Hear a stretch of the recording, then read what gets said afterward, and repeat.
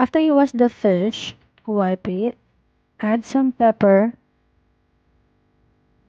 add some garlic, and lemon.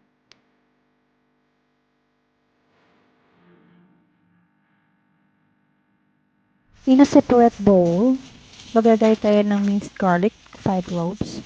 And then maglagay tayo ng 1/4 cup quick melt cheese.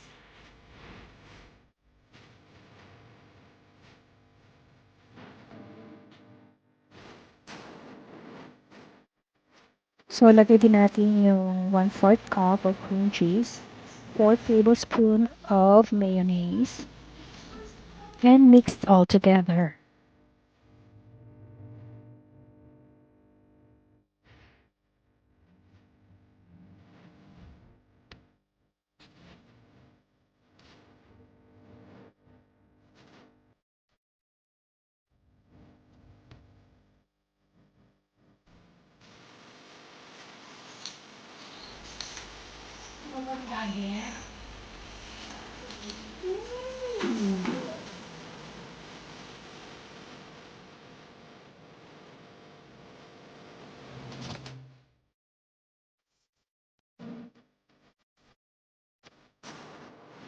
Spread na natin siya evenly and nicely.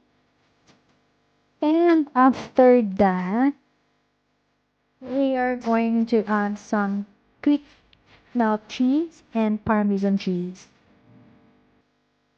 Guys, hindi na ako naglagay ng salt kanina nag-marinate tayo. Kasi yung Parmesan cheese ay medyo maalat na siya. So, ayaw ko ng medyo mas salty yung food. So, depende sa inyo. Pag wala kayong Parmesan cheese, you can add some salt.